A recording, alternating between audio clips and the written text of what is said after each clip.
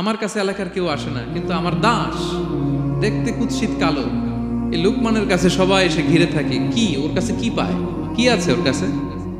তো শ্রোতাদের কয়েকজনকে ডেকে বললো, ঘটনা কি? তোমরা সবাই লুকমান সন্ধ্যাবেলায় ফিরে আসলে তার পাশে জড়ো হও কেন, কি পাও? তো তারা বললো, আপনার দাস লুকমান, এটা সে সাধারণ কোনো মানুষ নয়, সে অসাধারণ মানুষ। সে এমন কথা বলে, এগুলো শুনলে জীবন পাল্টে যায়। সুবহানাল্লাহ। মালিক বলে, ঘটনা কি? আমি ওর মালিক, কই কোনোদিন তো এরকম ওর সাথে কোনো কনভারসেশনে যাই নাই, কথা হয় নাই, আমি তো শুনি নাই, দেখি আজকে চেক করে দেখি কি ওর এত বিজ্ঞতা, এত জ্ঞান, এত প্রাজ্ঞতা কিসের দেখি। তো আজকে সন্ধ্যাবেলায় ফিরছে, উনি বলতেছে, ইয়া লুকমান ইযবাহ লানা শাতান, একটা ছাগল জবাই করো, ওয়া আখরিজ মিনহা আতিয়াবা মুদগাতাইন, এবার এই ছাগলের সবচেয়ে শ্রেষ্ঠ দুইটা অঙ্গ কেটে নিয়ে আসো, যাও। ফা আখরাজাল লিসানা ওয়াল কলব, লোকমান যে ছাগল জবাই করে ছাগলের জিহ্বাটা আর কলব, হার্ট, এই দুইটা কেটে নিয়ে আসছে, এই দুইটা শ্রেষ্ঠ। আচ্ছা ঠিক আছে। মালিক আবার বলল, ওয়াযবাহ লানা শাতান উখরা ইয়া লুকমান, যাও আরেকটা জবাই করো। ওয়া আখরিজ মিনহা আখবাসা মুদগাতাইন, এবার সবচেয়ে নিকৃষ্ট দুইটা অঙ্গ ছাগলের কেটে নিয়ে আসো, যাও দেখি। ফা আখরাজাল লিসানা ওয়াল কলব, সে আরেকটা ছাগল জবাই করে আবার জিহ্বা আর হার্ট, কলব কেটে নিয়ে আসছে, বলছে এই যে এটা সবচেয়ে নিকৃষ্ট। মালিক বলে, মা হাযা ইয়া লুকমান, মা লাকা ইয়া লুকমান, ঘটনা কি লুকমান?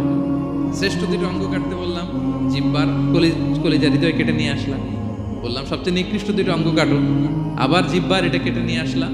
তো লোকমান বলতেছে, জিহ্বা আর হৃদয় যদি শ্রেষ্ঠ হয়, কল্প যদি শ্রেষ্ঠ হয়, এর চেয়ে শ্রেষ্ঠ অঙ্গ আর হতে পারে না। আর জিহ্বা আর কল্প যদি খারাপ হয়, মানুষের মুখ আর হৃদয় যদি খারাপ হয়, এর চেয়ে নিকৃষ্ট অঙ্গ আর হতে পারে না। সে তো অবাক, তাই তো? সে চিন্তা করে দেখে, তাই তো এই মুখ দিয়ে মানুষ ভালো কথা বলে, সত্যের পায়গাম পৌঁছায়, মানুষের কল্যাণের জন্য ডাকে, জিকির করে, তাসবিহ পড়ে, কোরআন তেলাওয়াত করে, তখন তো এই জিহ্বা শ্রেষ্ঠ। আবার এই জিহ্বা দিয়ে যখন সে সমালোচনা করে, গীবত করে, শেখায়াত করে, অন্যকে গালি দেয়, কটু কথা বলে, তখন তো এই জিহ্বাটাই নিকৃষ্ট, ঠিক কিনা? আবার এই হৃদয় দিয়ে, এখানে সিনায় যখন আল্লাহর জিকির বসায়, এই হৃদয় দিয়ে মানুষের কল্যাণের কথা চিন্তা করে, সত্যের কথা চিন্তা করে, তখন তো এটা সবচেয়ে ভালো।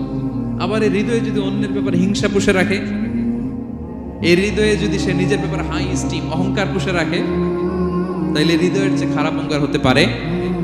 মালিক অবাক হয়ে গেল।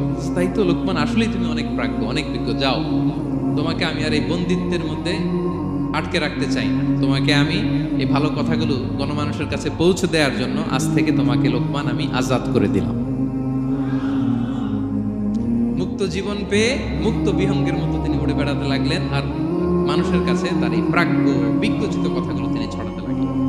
তো তিনি তার সন্তানকে ডেকে বলেছিলেন, কিছু উপদেশ দিয়েছিলেন ডেকে, যে বাবা এটা করো, এটা করো, এটা করো, এটা করো না। এই তার সন্তানকে এই উপদেশগুলো তিনি যে দিলেন, আল্লাহ তাআলার কাছে এত ভালো লেগেছে, এতই চমৎকার এবং পারফেক্ট মনে হয়েছে, আল্লাহ তাআলা কিয়ামত পর্যন্ত গোটা বিশ্বের সব বাবারা মায়েরা যেন তাদের সন্তানদেরকে এই উপদেশ দিতে পারে, হুবহু লিটারালি ওই কথাগুলো আল্লাহ তাআলা কোরআনের মধ্যে তুলে দিয়েছেন। আজকের সূরা লুকমানের দ্বিতীয় রুকুতে মূলত এই তাফসীরটাই আপনাদেরকে শোনাবো।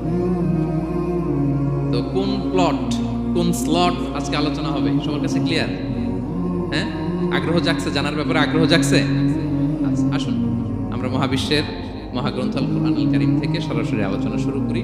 আমরা আউযু বিল্লাহ দিয়ে শুরু করি, সবাই পড়ুন, আউযু বিল্লাহি মিনাশ শাইতানির রাজীম, বিসমিল্লাহির রহমানির রহিম, ওয়ালাকাদ আতাইনা লুকমানাল হিকমাতা আন ইশকুর লিল্লাহ ওয়া মান ইয়াশকুর ফাইন্নামা ইয়াশকুরু লিনাফসিহি ওয়া মান কাফারা ফাইন্নাল্লাহা গানিয়্যুন হামিদ। সুবহানাল্লাহ পড়েন।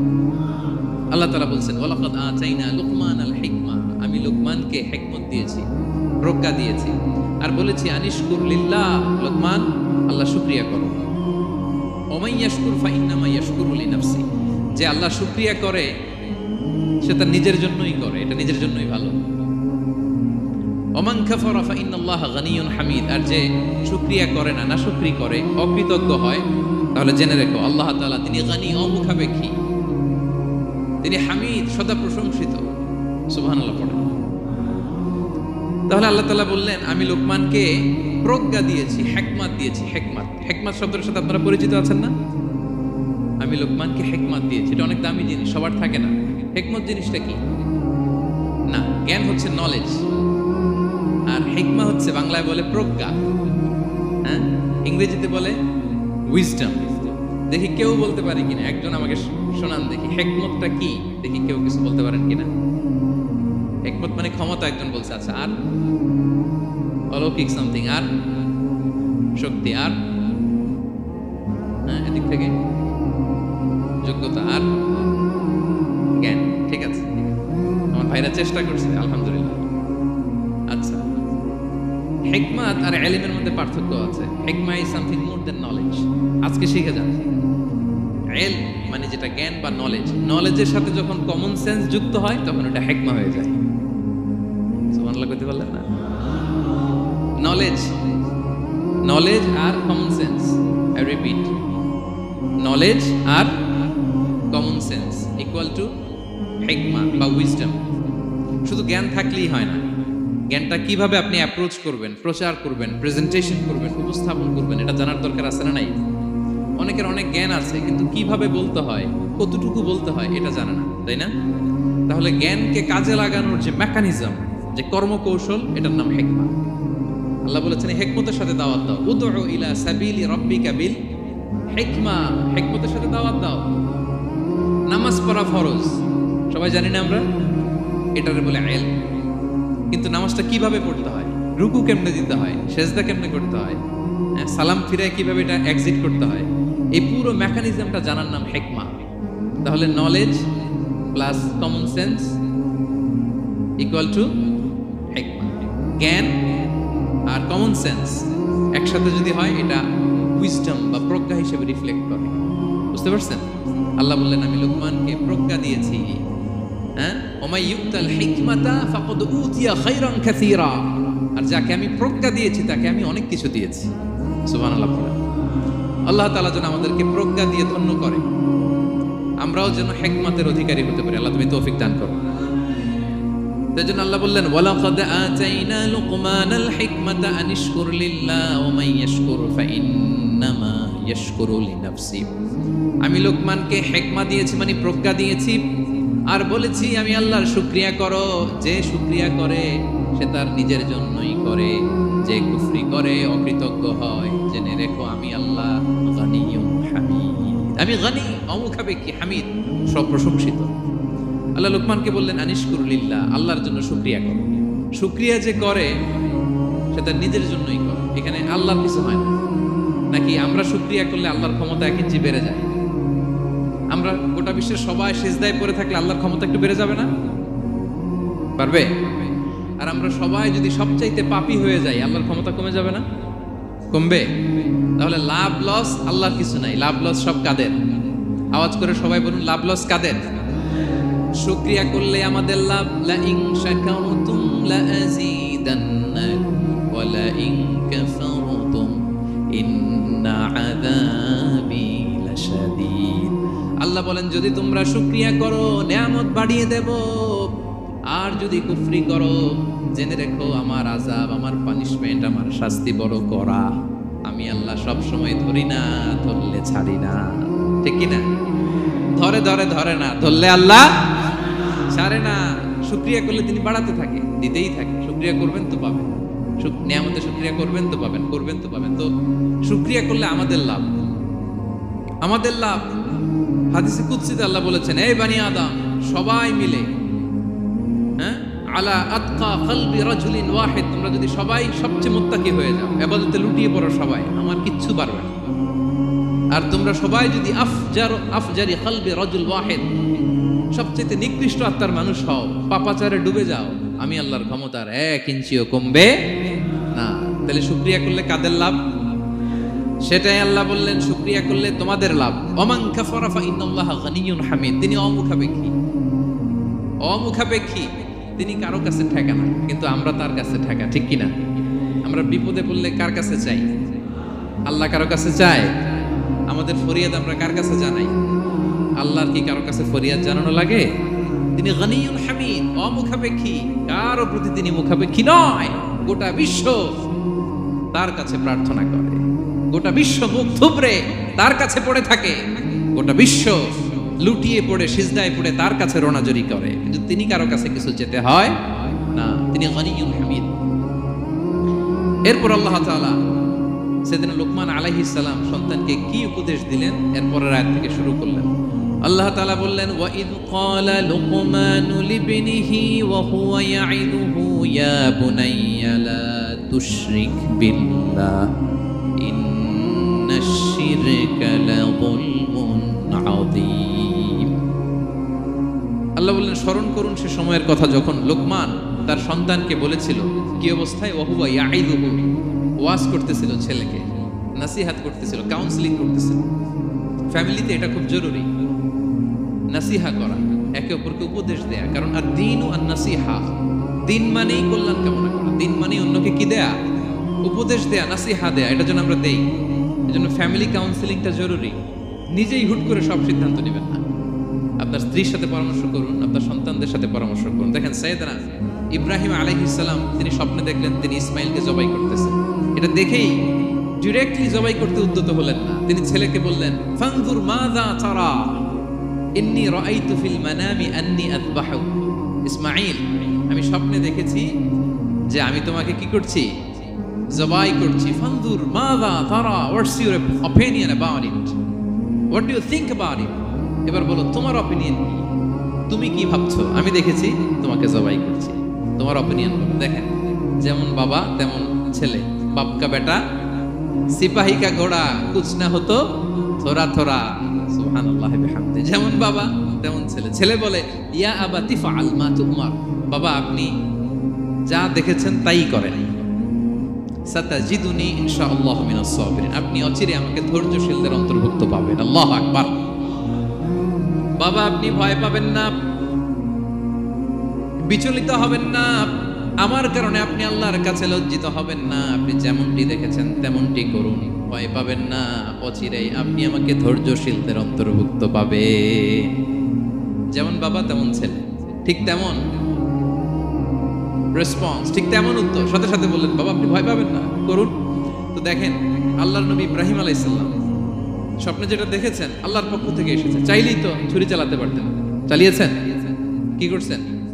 পরামর্শ করেছেন, কাউন্সেলিং করেছেন। ফ্যামিলি কাউন্সেলিংটা খুবই জরুরি। This is the first and foremost reminder tonight. আজকের তাফসীর থেকে প্রথম রিমাইন্ডার এটা যে বাসায় আমরা কাউন্সেলিং করব, বড় কোনো সিদ্ধান্ত নিতে গেলে পরামর্শ করব, যেমনটি নবী আলাইহিস সালাম ওনারা করেছেন, ঠিক কিনা? তাহলে সাইয়েদনা লুকমান আলাইহিস সালাম ছেলেকে উপদেশ দিচ্ছেন, আর উপদেশের ভাষা হতে হবে কোমল। দেখেন এখানে আল্লাহ তাআলা যেটা ব্যবহার করেছেন, ইয়া বুনাইয়া, যারা আরবি জানেন, বুনাইয়া শব্দটা কিন্তু সাধারণ শব্দ না।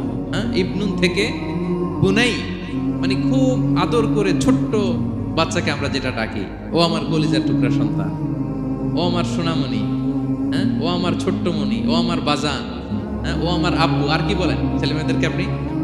সায়া। কি এটার মানে কি? হ্যাঁ, ইংরেজিতে বললে ডার্লিং।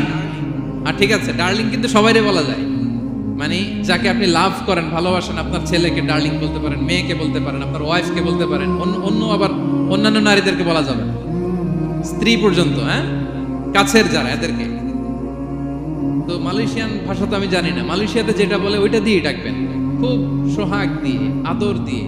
কারণ নাসিহাতের ভাষা খুব কোমল হতে হয়। যে নাসিহাত হৃদয়ে নিংড়ানো মমতা দিয়ে বেরোয়, ওই নাসিহাত অন্যের হৃদয়ে যে টাচ করে। কথা বুঝতে পেরেছেন?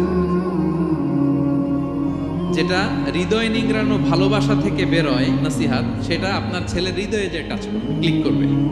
আর যদি রেগে মেগে আগুন হয়ে ওরে ধরেন, নামাজ পড়লি না কেন, এটা করলি কেন, এমনটা হইলো কেন, ও শুনবে? বিগড়ে যাবে। দেখেন সাইয়েদনা মূসা আলাইহিস সালাম এবং সাইয়েদনা হারুন আলাইহিস সালাম দুজন মিলে যখন ফেরাউনকে দাওয়াত দিতে যাবেন, আল্লাহ বললেন, মূসা তোমার মেজাজ কিন্তু গরম, এই গরম মেজাজ নিয়ে ফেরাউনের দাওয়াত দিলে হবে? রব্বুল আলামিন বললেন, মুসা তোমার মেজাজ বড্ড গরম, কিন্তু তোমার জিহ্বাটা দিয়েছি আমি নরম।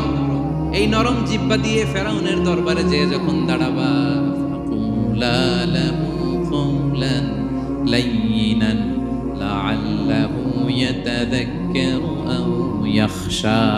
সুবহানাল্লাহ পড়েন। ফাকুলা লাহু কাওলান লাইয়িনা, সফট ল্যাঙ্গুয়েজ ইউজ করবা, কোমল ভাষায় দাওয়াত দিবা, নরম ভাষায় সফট করে কোমল করে ভদ্র করে ফেরাউনের কাছে প্রেজেন্টেশন দিবা। হতে পারে তোমার এই সুন্দর প্রেজেন্টেশনের কারণে ফেরাউন দাওয়াত কবুল করে নিতে পারে। দেখেন আমাদের যে অ্যাপ্রোচে ভুল অনেক দাঈদের। ফেরাউনের মতো কুখ্যাত সন্ত্রাসী এই পৃথিবী আর দেখবে? কথা বলেন না কেন? ফেরাউনের চাইতে বড় গডফাদার, ফেরাউনের চাইতে বড় সন্ত্রাস ডাকাত এই পৃথিবীতে আর দ্বিতীয়টা কেউ এসেছে? তো এই ফেরাউনকে দাওয়াত দেওয়ার জন্য আল্লাহ মুসাকে বললেন, মুসা সফটলি বইল, কোমল ভাষায় বইল, একটু মোলায়েম সুরে বইল, যাতে ওর হৃদয়ে টাচ করে। আর আমরা যাদেরকে খারাপ মনে করি, যাদেরকে আমরা পাপী মনে করি, তারা কি ফেরাউনের চেয়েও খারাপ? হ্যাঁ, তো তাদের কাছে আমরা যখন বার্তা পৌঁছাই, আমরা তো অ্যাগ্রেসিভ হই কেন? আমরা তো অ্যাটাকিং হই কেন? আমরা হিট করে করে কথা বলি কেন? না, দিস ইজ নট দ্য দাওয়া অ্যাপ্রোচ। এইভাবে দাওয়াত দিলে সেই দাওয়াত কোনো ফল বয়ে আনবে না। তো দেখেন আল্লাহ বললেন, ওয়াইদ ক্বালা লুকমানু লিবনিহি ওয়া হুয়া ইয়াইদু। স্মরণ করুন সে সময়ের কথা যখন লোকমান তার ছেলেকে বলেছিল, ওয়াজ করে, উপদেশ দিয়ে, নাসিহা করে, ইয়া বুনাইয়া, ও আমার কলিজার টুকরা সন্তান, ও আমার সোনামণি। যত কোমল ভাষায় আপনার ছেলেকে ডাকতে পারেন, এরকম আদর দিয়ে, সোহাগ দিয়ে, মায়া মমতা মাখা মোলায়েম কণ্ঠে ওকে ডাকবেন। ডেকে কি উপদেশ দিলেন দেখেন। সাইয়েদনা লোকমান প্রথম উপদেশ দিলেন, ইয়া বুনাইয়া, আমার সন্তান, লা তুশরিক বিল্লাহ, ও আমার কলিজার টুকরা বাবা, আল্লাহর সাথে তুমি শিরক করো না। প্রথম উপদেশ, খবরদার আমার কলিজার টুকরা সন্তান, আল্লাহর সাথে শরীক করতে যেও না, আল্লাহর সমকক্ষ কাউকে মনে করো না। আল্লাহকে যেমনি বড় মনে করো, আল্লাহকে যেমনি রিজিক দাতা মনে করো, আল্লাহকে যেমনি পালনকর্তা মনে করো, গোটা বিশ্বের কোন সৃষ্টিকে এমন মনে করো না। লা তুশরিক বিল্লাহ, শিরক করো না। প্রথম অ্যাডভাইস দেখেন, প্রথম অ্যাডভাইসটা অনেক গুরুত্বপূর্ণ। সবচেয়ে জরুরিটা আগে বলতে হয়। কি বলেন? আগে বলতেছে লা তুশরিক বিল্লাহ, ও আমার সন্তান, আল্লাহর সাথে শরীক করো না, কারণ ইন্না শিরকা লা যুলমুন আযীম, আল্লাহর সাথে শিরক বড় পাপ। এটা হচ্ছে যুলমুন আযীম, অনেক বড় জুলুম। এটা মহাপাপ, এটা অনেক বড় জুলুম। শিরকের চাইতে বড় জুলুম আর হতে পারে? শিরকের চাইতে বড় জুলুম আর হতে পারে?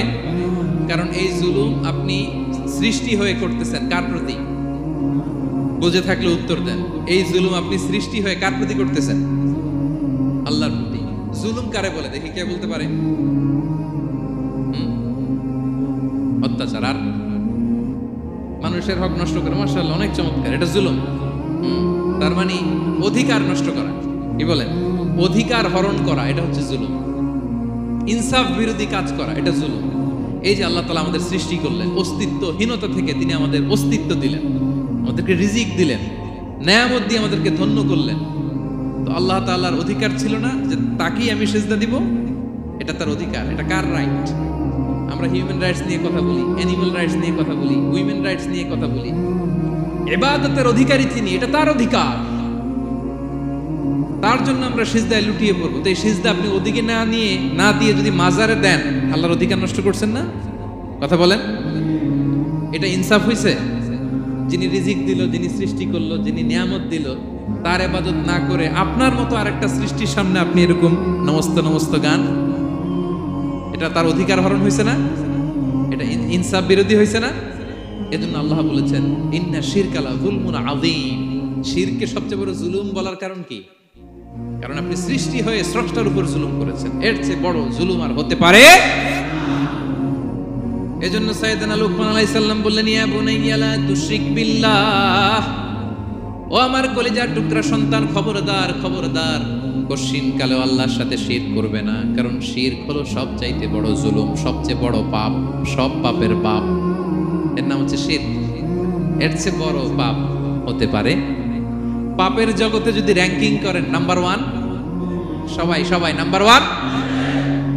আল্লাহ সব মাফ করে দেয়, সব গুনাহ তিনি ক্ষমা করে দেয়, সব পাপকে তিনি চাইলেই মোচন করে দিতে পারেন, শুধুমাত্র কেবলমাত্র শিরকের গুনাহ ছাড়া। ঠিক কিনা? ইন্নাল্লাহা লা ইয়াগফিরু আন ইউশরাকা বিহি ওয়া ইয়াগফিরু মা দুনা যালিকা লিমান ইয়াশা। আল্লাহ তাআলা চাইলে সব গুনাহ তোমার ক্ষমা করে দিতে পারেন, কেবলমাত্র শিরকের গুনাহ ছাড়া। এটা ক্ষমা করে না, কারণ এটা আল্লাহকে অপমান করার শামিল। ঠিক কিনা? আল্লাহর উদাহরণ বাদ দেয়, আপনার বস যে আপনাকে খুব ভালোবাসে, যে আপনাকে স্যালারির বাইরেও আরো অনেক কন্ট্রিবিউশন করে, টাকা দেয়, আদর করে, এই সুবিধা দেয়, ওই সুবিধা দেয়, আপনি উনারে শ্রদ্ধা না দেখাইয়া এই শ্রদ্ধা আপনি অন্যদের দেখান, কিন্তু উনারে শ্রদ্ধা করেন না, উনি এটা মেনে নিবে? কথা বলেন। যে আল্লাহ আপনার জীবন দিলেন, রিজিক দিলেন, সব দিলেন, গোটা জগৎটাই তো তা, সব দেওয়ার পরেও সিজদা যে আপনি কোথায় দেন? হ্যাঁ, মাজারে, দরগায়, বাবার কাছে। এরকম আছে না নাই? হ্যাঁ, আমাদের এখানে কেউ নাই। হ্যাঁ, দেশে গেলে এরকম মাজারে যে মানত টানত করেন নাকি? হ্যাঁ, মানত করেন? মাজারে সিজদা দেওয়া যাবে? চাইতে হবে একটা সত্তার কাছে। চিল্লায় বলুন তো তিনি কে?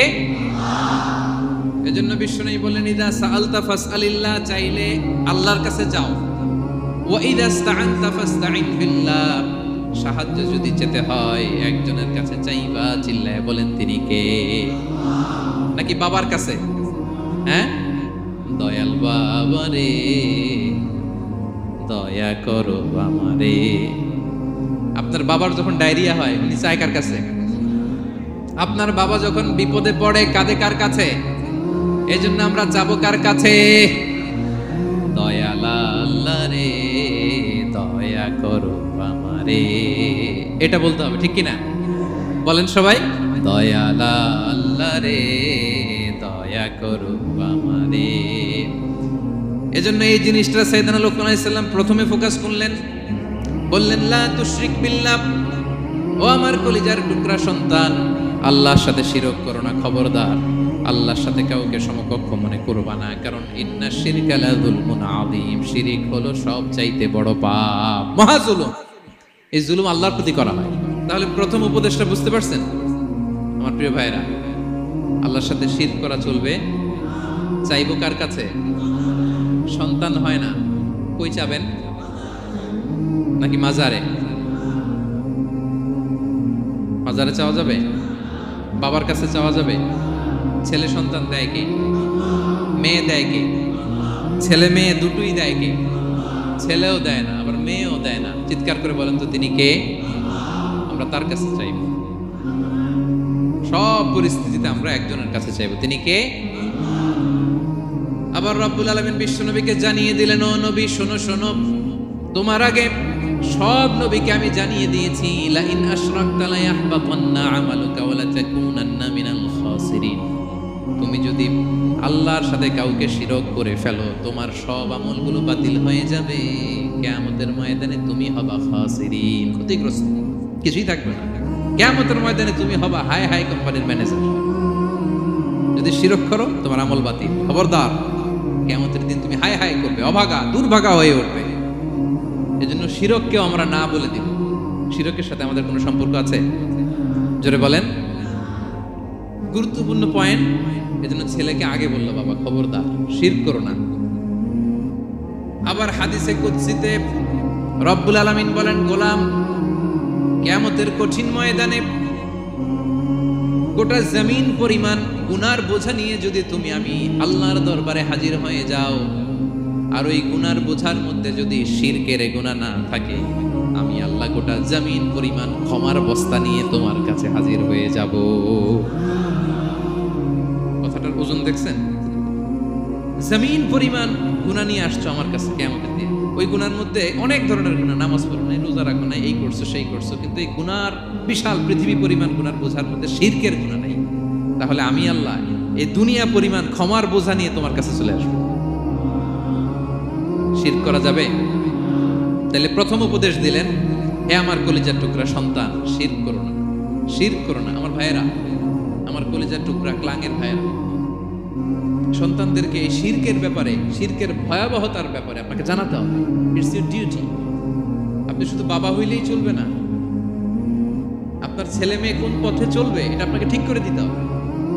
ওরা এখন ছোট, ছোট থেকে যদি এই তাকওয়ার সফটওয়্যারকে ইনস্টল করে দেন, ওই সফটওয়্যার দিয়ে তার জীবন চলবে, ঠিক কিনা? হ্যাঁ, ওরা যখন ছোট থাকে কাদা মাটির মতো থাকে। কাদার মাটিকে যেমন ডিজাইন করতে মনে চায় করা যায় না? একই কাদা মাটি দিয়ে বল বানানো যায়, ঘর বানানো যায়, পুতুল বানানো যায়, ওই এটা বানানো যায়, অনেক কিছু বানানো যায়।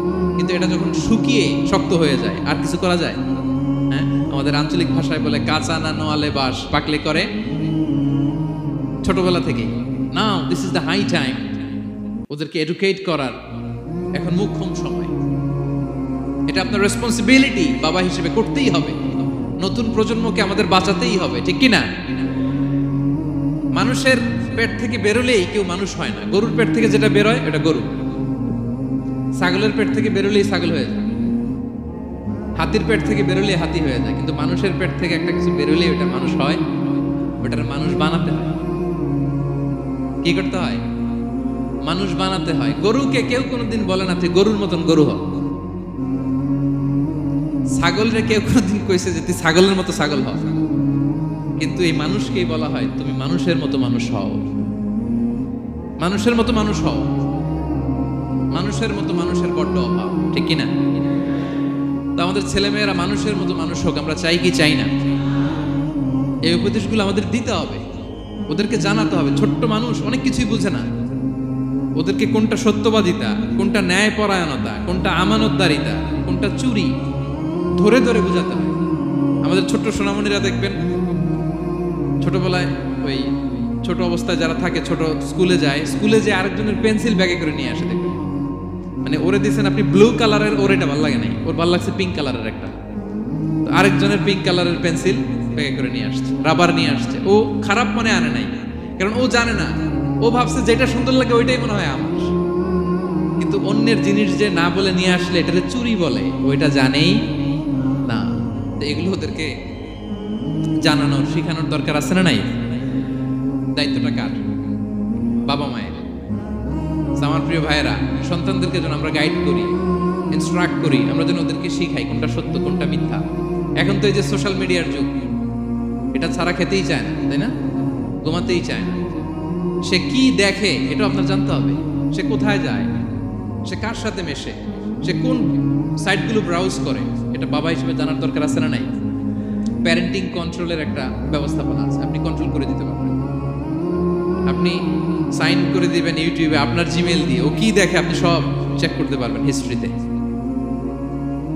যুগ যেমন, ওই যুগের মেডিসিনও তেমন, ওইভাবে আপনাকে নিয়ন্ত্রণ করতে হবে। কারণ এই যুগে আমাদের তরুণ শিশু কিশোররা এত এত চ্যালেঞ্জের সম্মুখীন হচ্ছে যেটা আগে কখনো হয় নাই। The world is changing so fast, it's very difficult to handle our teenagers.